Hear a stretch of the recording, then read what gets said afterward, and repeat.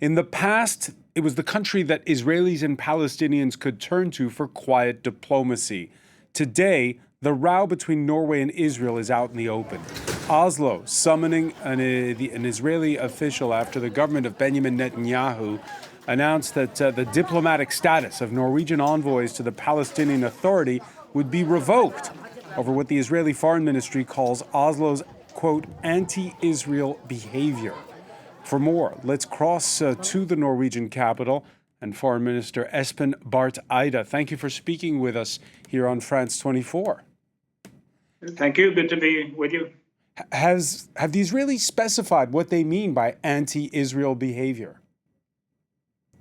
Not very precisely, because they should know that Norway is a friend of Israel and Israeli people. But we do have our severe disagreements with the Netanyahu government, the way that they have behaved in the Gaza war, where we think there have been excessive use of force. And also we have been among the clearest countries when it's about the illegality of the occupation. So we've been clear on that. But we have continued our work, which we've had for decades, in supporting the construction of Palestinian authorities, which is a key element of a future Palestinian state. And I think this is just a part of the efforts of this Netanyahu government to actually undermine any idea of a Palestinian state and a two-state solution. I think they do that to Israel's detriment. In your discussions with the Israeli Char Affair, what did you get the sense of what irked them more? Was it the case before the International Criminal Court, the recognition of a Palestinian state, or the increased funding that Norway is giving to the refugee agency, the aid agency UNRWA? There were actually no specific explanations. That was, Mr. Katz, the foreign minister of Israel, has talked about so-called anti-Israeli behavior, which we completely disagree with.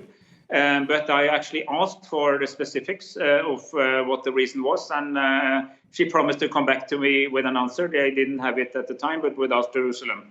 And frankly, I think this is an extreme measure. It aims at undermining our support for Palestinian people, our humanitarian developmental efforts and support for a Palestinian state.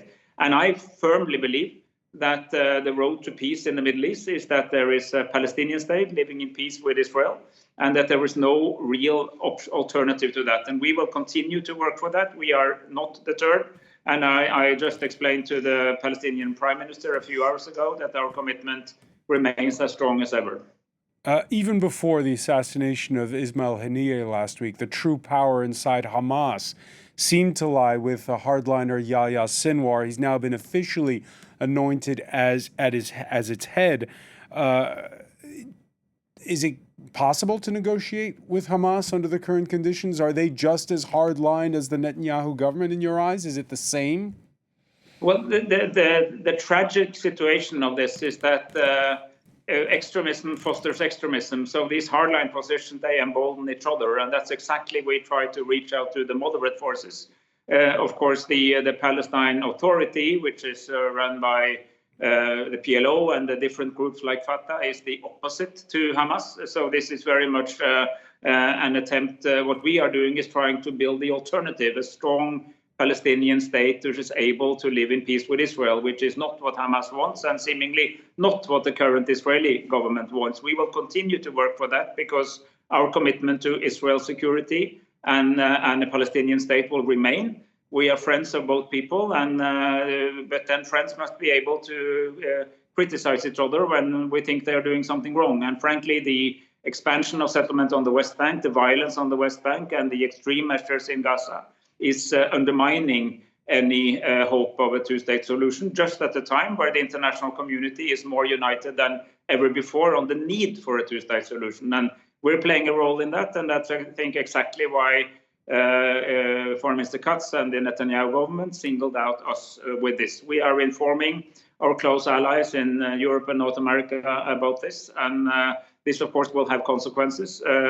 And we will also have to come back to what consequence it has in our bilateral relation to Israel. But our primary concern is how to help the quest for peace and also building a Palestinian state in the long run.